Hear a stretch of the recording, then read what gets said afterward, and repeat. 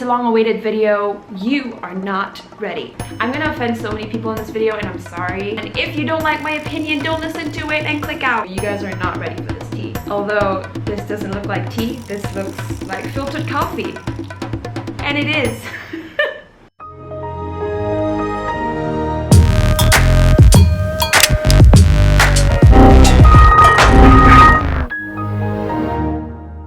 This tea is steaming hot. This tea isn't even English. This tea is chai.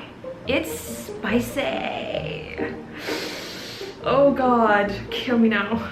If you're wondering why I keep looking this way, it's because my script is on my right. I suck at remembering what to say when I'm right in front of the camera, so I need my script beside me just to keep my talking on point. Talking points. Get it?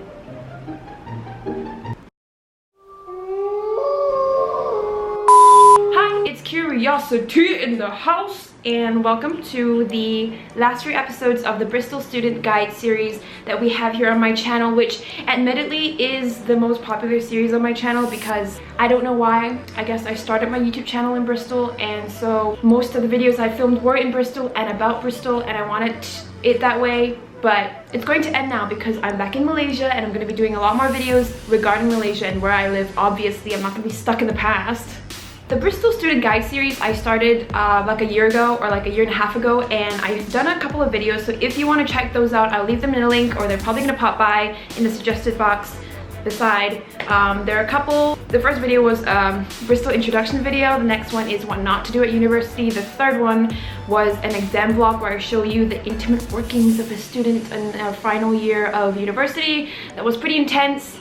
Go watch that one. It's a long one, but just sit back, relax, and watch that one. Oh, okay, so I have received so many questions from prospective students on my Instagram, and most of them ask me very common questions like accommodation, being able to make friends, the social life, the ethnic makeup of Bristol, surprisingly, the amount of money you need per month to sustain a life in Bristol or enjoy a life in Bristol. So I'm gonna hash those out. So I've never actually done a video hashing out everything that I experienced in Bristol, so I really wanted to do that, just to like have a finale, like have this closing to Bristol that I never actually filmed. It's been almost a year now since I graduated. I am the class of 2018. Woo! I'm wearing the sweater today in commemoration of that. My name is somewhere at the back. I don't even know you can see it, but my name is somewhere there. If you were in my year and you see your name there, hey, I'm wearing your name on my back. This video is gonna be pretty chatty, it's gonna be pretty long, I'm sorry in advance. It's gonna be a lot to motherfucking edit, but we're just gonna move on. We're gonna move on. If you're going to Bristol this year and you're feeling nervous, you're feeling like, oh my God, I'm going to university, I'm finally growing up, I'm so nervous, will I make friends, will I be okay, will I die? This video is for you, my friend. I got you covered. I got you covered. There's a lot to know, there's a lot you don't know, so I'm gonna hash it out. Can I prop my script here? That would be easier. Script. Stay. So this video is going to be divided into segments right now, and now you can see the time slots. So if any of these topics are of interest to you, you can go straight to that time slot. If you're interested in all of it, then great, stay tuned to the rest of the video, just watch it all, and subscribe, don't forget, because this video was not easy to research for. I'm going to be talking about standard and quality of life in Bristol, i.e. the safety in Bristol. I'm going to be talking about the social life in Bristol, maximizing your allowance. Academics, I'm going to be talking a little bit about that. I'm going to be talking about accommodation, very popular topic. And the final segment is, would I recommend Bristol to you? So this is how I'm going to be dividing the video. I hope that's okay. I hope that's everything that you ever need to know. If you want to look at an in-depth look into Bristol life, go watch my other videos.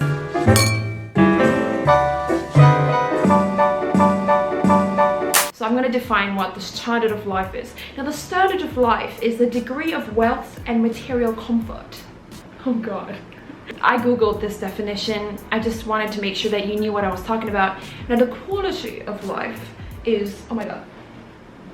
The quality of life is standard of health, comfort, and happiness experienced by an individual or a group. Let me put my tea in visible sight. As a student, personally, there is no such thing as material comfort. You will always be broke. I mean, in general, a comfortable proportion of students in Bristol are, in my opinion, quite well off. When I went there, a lot of students were private, which means their parents paid for their education. Not a lot of students are sponsored, and if you're from Malaysia or if you're from an Asian country whose governments or organizations offer scholarships to go to Bristol, Bristol students' fees is pretty expensive. So usually organizations wouldn't sponsor students to go to Bristol because Bristol is that expensive. I'm not gonna quote statistics because I don't really know, but the general vibe in Bristol is that people are pretty well off.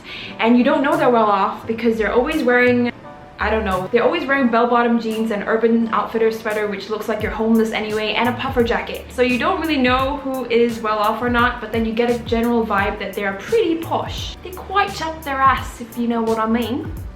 Sorry. Honestly, I mean, disclaimer.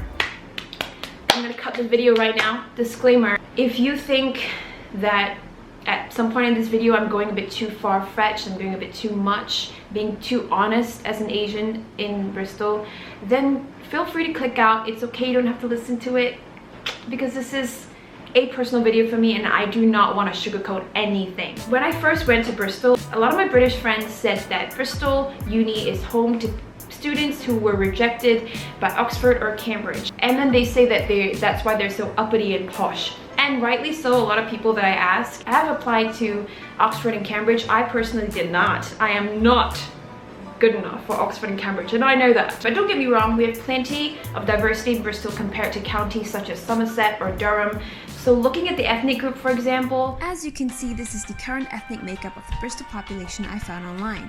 Unfortunately, the most updated statistic on the ethnicity in Bristol that we have is from 2011, with 77.9% of white population, 6% of black population, 5.5% are Asian, and 6.6% are of mixed race. And the detailed breakdown you can see in the yellow pie chart here.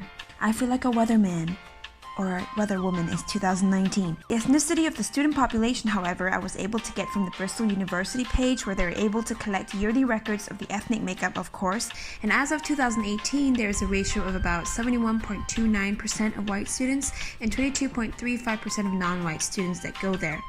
Palette this information however you would like. I just wanted to put this in a video as I simply received a lot of questions about it. Somerset, for example, which is very close to Bristol, it is literally a Clifton Bridge away from Bristol. If you don't know what Clifton Bridge is, have you watched my first video? Somerset is a very posh neighborhood in Bristol. It's just a Clifton Bridge away from Bristol, and that is one of the richest neighborhoods I've ever seen in Britain. And I know that there are richer neighborhoods in the UK, which my friends tell me about, but damn, when I went to Somerset neighborhood will have you floored. I swear, if you go running there, you're gonna fall because of how beautiful the houses are. Okay, I'm sorry, this video is taking way too long. Okay, so to sum it up, the quality of life in Bristol is pretty high up there. It's pretty expensive. I'm gonna be looking, and I'm talking about expenses in a little bit. I took up a job though. I took up an F&B job, and it was quite flexible hours, I would say. I didn't have to go in every single day. I could go in whenever I wanted to. I just have to sign up on the website and pop in for a couple of hours, earn a bit of moolah, and that kept me going, especially during the holiday season when I really needed the extra money to go and travel with my friends. Yeah, that's pretty much it. But I would say the standard of living is great. You feel safe in Bristol. I've actually never had anything stolen in Bristol, thank God. And the quality of life, and I would safely say that £500 a month if you're a student is good enough. If you have less, you might struggle a little bit trying to make ends meet, and you may not have a very social life when it comes to drinking, going to clubs, etc, etc. But 500 is more than enough. 300, I would say, cuts out a lot of social living. But if you are from Bristol and you have experience living with less than £300 a month, please comment down below your experience so that all of us can be enlightened, all of us can be relieved. Okay, moving on.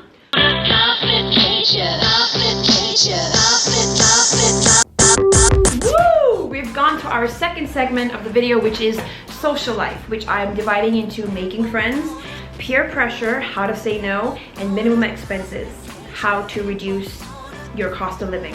And I'm putting these three together because it's very interrelated. It's what people ask me a lot about when they ask me questions. This is the most popular segment of the questions that I get. Most popular topic of questions that I get. Yeah, English, whoa. So let's start off with some life advice. Uni is not primary school. It's not high school. It's not college.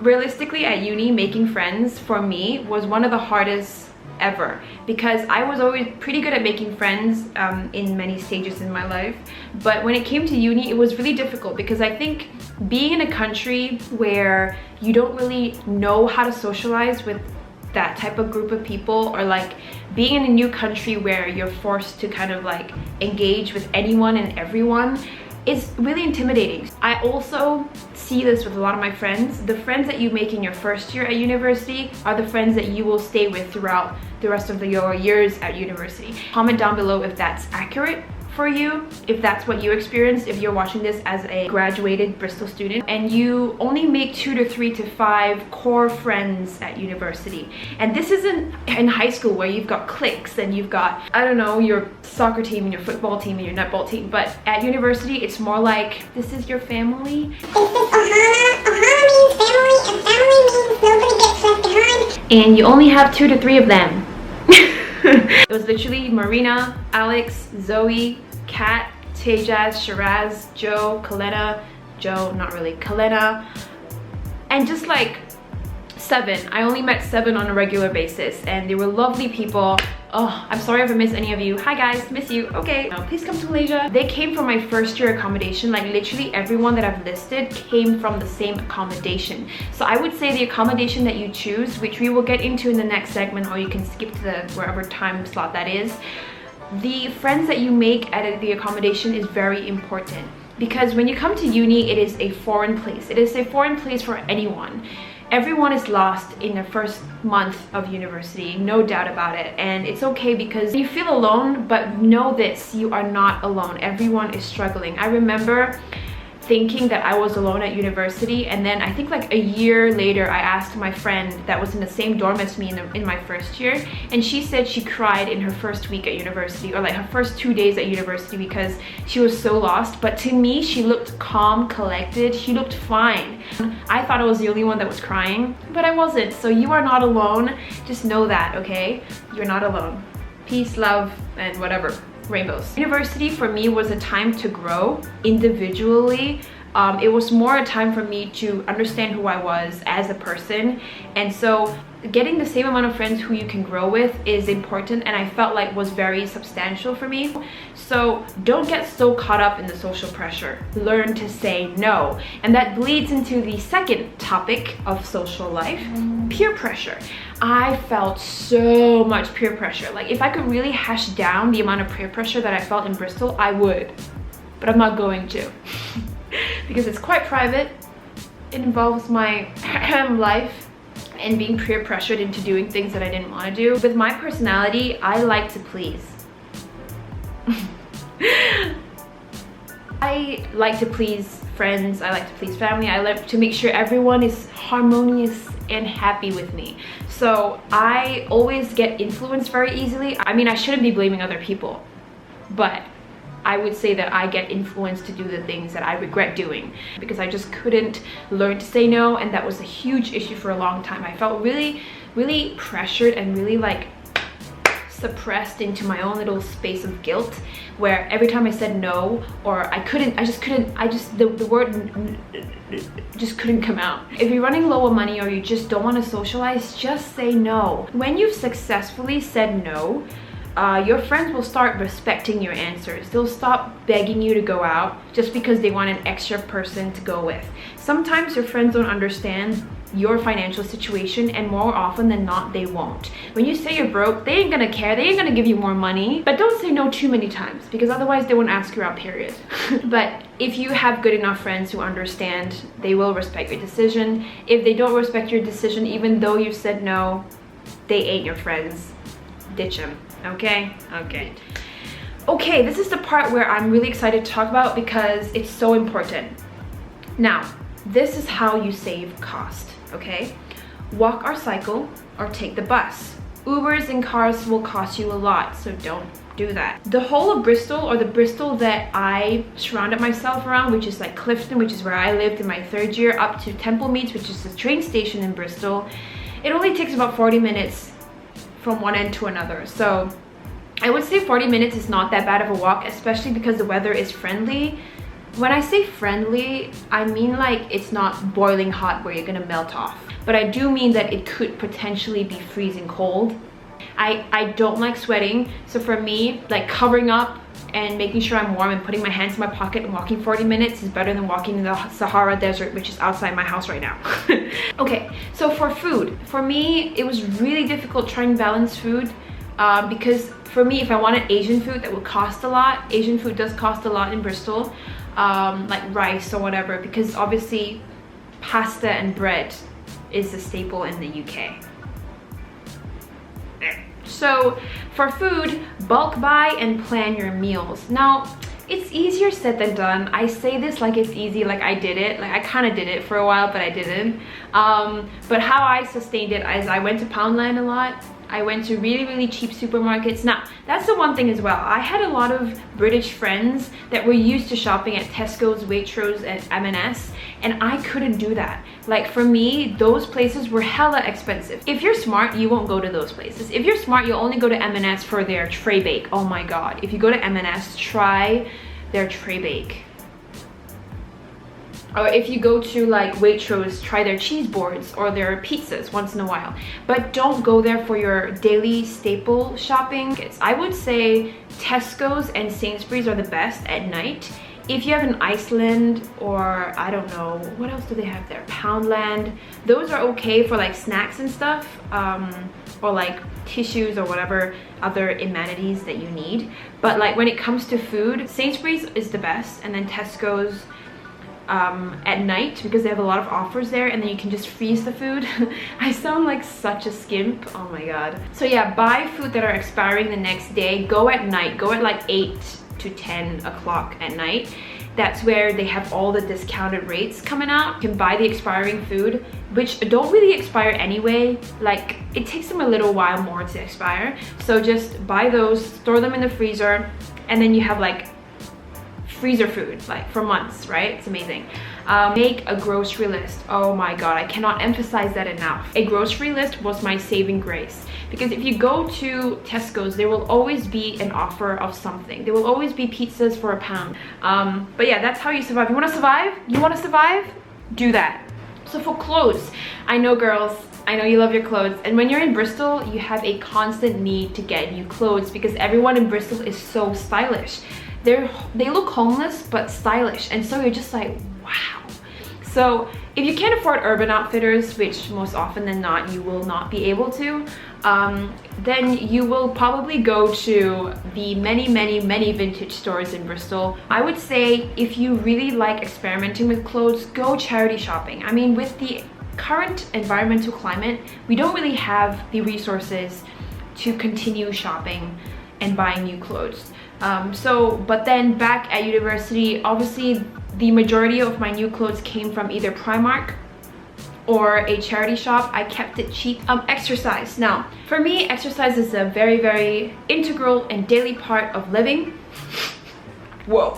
So exercise. Now, cheap memberships are quite affordable in Bristol, but I would say buy them early or buy them in seasons. So the Christmas season or like the New Year season is when all the gym memberships will be like, oh, offer. If you're starting uni, Freshers Week, a lot of gyms will be approaching you. They will be asking for your emails. They'll be emailing you special rates. So take those before Freshers Week ends. I went to the gym. It's called the gym in my first year. Second year, I didn't have a gym because I was really severely low on cash. So I exercised with an exercise group. We went running every week. And I also did netball for Bristol. And I did Zumba. Zumba is free. Oh my god.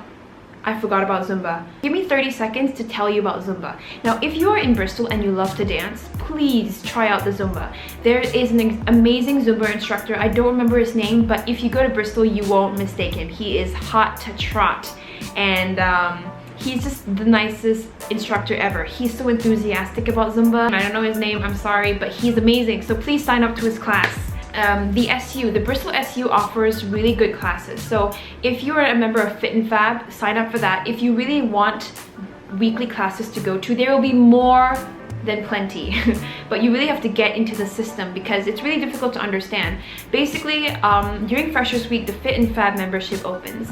And so you sign up and you pay about like a starting fee of, I'm not sure, I think 10 quid for the whole year. And then you become a member, and then every single week you will sign up for like Zumba classes, yoga classes, Pilates, I don't know, Taekwondo, boxing. There are a lot of classes you can enter, and honestly the Bristol SU services are pretty damn good, and I banked on those in my 3 years. If you can't afford a membership at all, or you don't feel like you have the time and you really you're not flexible enough to have the time, just go out running in Bristol. Bristol, you can go running in the Downs, amazing. Clifton Downs is an amazing place to run, and you see dogs all the time. Who wouldn't want to see dogs when they're running? So many dogs. So many like pretty dogs too. Or you can create your own society. In my 3rd year, I was leading the running society, so that was fun. Although no one really came because it was always winter, it was always wet, it was always cold. You can always have your own running society. No one's going to stop you.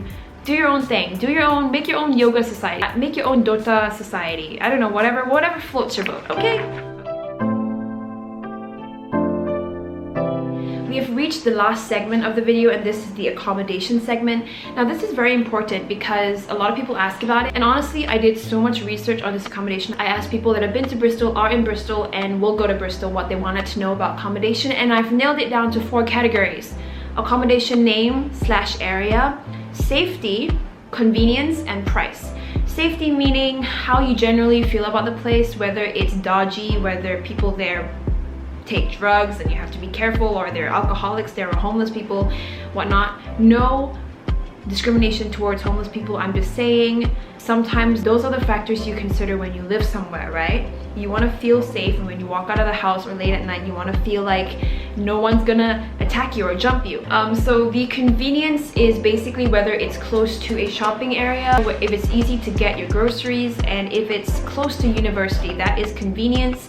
And for price, it's obviously price. For me, the cheapest accommodation would be about 400 a month, but you will probably not get that in Bristol. I'm sorry. So I lived in the city center my 1st year. I lived in the courtrooms. That was the 1st year that the courtrooms opened, so it was slightly cheaper. It is a lot more expensive now. I think it's going for like 175 to 180 pounds a month, which is like pounds a week, sorry, which is like I would never have been able to afford it. I don't even know why I chose such an expensive like accommodation. I should have chosen like Unite House or like Nelson House, which is right beside the courtrooms, but I didn't know about them. I was completely a clueless kid when I first entered university, but I know now and I'm telling you, so you're welcome. So city center, safety, 2/5. I never felt quite safe in the city center because there's so many types of people there that you do have to be careful. If I walked out, I could sometimes smell weed. There are always broken glasses on the street sometimes. You smell pee in the corner of buildings. There's always construction, which I didn't really enjoy very much. I love the fact that it was very close to the city center. There was everything there. I could go to the craft shop if I wanted to. I could go to Urban Outfitters if I wanted to. I could go to Tesco, Sainsbury's, right around the corner. Everything was, I guess you had the world of options when it came to the city center and shopping, but also you will always be broke. I think that's why my 1st year I was always broke, because I was living in the city center, but I don't regret it. I think it's an experience. I think there are cheaper places in the city center, just slightly away, but I literally lived like 2 minutes from Broadmead, so it was quite steep price-wise. Okay, convenience, I would give it a 4 out of 5. The reason why I'm not giving it a 5 is because you have to walk 20 minutes to university, which is okay, but it's a steep hill. You have to walk up Park Hill or the Christmas steps every single morning, and every single morning it kills me. I have never gone up the Christmas steps or Park Hill without having died and then resurrected. So keep that in mind if you're living in the city center. You're living at the bottom of Bristol and you have to walk all the way to the top. I would not recommend the city center unless you really like shopping and you really like being the hustle and bustle of things. I like it when it's quiet, so I wouldn't go to the city center anymore. The city center has the steepest accommodation prices, and you get very small rooms. You get very small student rooms. So I would say the city center is the most expensive, but they are the prettiest accommodations in Bristol, I dare admit. They're the newest, they're the most updated, but they are small and they are stuffy. And yeah, I've explained all of it earlier. Now, Clifton Village is where I lived in my second and third year, and the reason being my friends were living there, my third year friends were already living there, so they advised me that Clifton Village was a great place, and also the rent was not really that bad. I would say safety is 5 out of 5. You don't smell weed, you don't get drunkens at night, and it's quite a quaint, posh place to live, I would say. A lot of people living in Clifton Village are elder, so a lot of people are very chill. It's a very like cool, calm living, and I love the cafes in Bristol. They're so peaceful, and everyone who goes to Bristol just has an air of sophistication, and so I really like that. Clifton convenience is about 3 out of 5. 3 out of 5. It is a 15 to 20 minute walk to university. It is far from the city center, and unfortunately you only get like a co-op. Oh my god, I forgot about co-op. I love the co-op. So it is close to the SU though, so that's why it adds up to the convenience. The SU is where I always go to study, to exercise and to swim, and also to hang out with my friends. Clifton Village, a 5 out of 5 recommend because I live there. But in terms of the price can go from like a double dollar to like a triple dollar. It depends. For my second year, my rent was £500 a month, but my third year it was £350 a month, which is like shockingly amazing. So when it comes to accommodation, please pick your accommodation early. Pick it like in December to January to February. Don't pick it last minute, because if you pick it last minute, you're gonna live with people you don't like. You're gonna live with a shitty landlord who does construction at the bottom of your accommodation and wakes you up at 9 AM in the morning all the time, and you're gonna have expensive rent and you're gonna get ripped off. So don't choose your accommodation late. Please do myself a favor, do yourself and myself a favor, and book accommodations early. Moving on to Redland. Now Redland is a 3 out of 5 for me. 3 out of 5 because it's relatively far from university, and it's about a 25 to 30 minute walk. And I'm saying walk for all of these because it's quite unlikely that you'll be taking the bus unless you're like super lazy, but in Bristol everyone just settles for walking, so for me everything will be calculated in walking distance. Redland is about 25 to 30 minutes from university. It's really far. I remember walking to my friend's place from Clifton Village to Redland and I died. But if you live in Redland, I know Redland has its perks. Redland has a lot of hippie cool cafes to go to at night. It has a great social life, so if you want a great night social life, go to Redland. They have like great cheap pizza places, like Mediterranean places that you can go there after a night out. But it is a little bit deserted, that I can say. And the Redland prices are great, so if you want to check out Redland, please do, especially in your second and third year. I would say in your first year, go for a student university accommodation. It's going to be slightly more expensive than your second and third year expenses, but that is just how you should divide your uni expenses. Your first year is going to be the most expensive because you're adjusting and you want to be comfortable, so give yourself that safe landing ground in your first year, and in your second and third year you can diversify yourself. So Stokes Croft.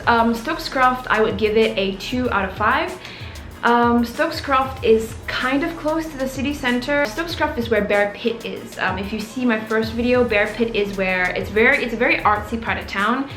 It's where a lot of UE students go apparently. UE is the other university in Bristol. Hi UE students, I see ya. But there are a lot of druggies there and a lot of alcoholics. And a lot of hippie people.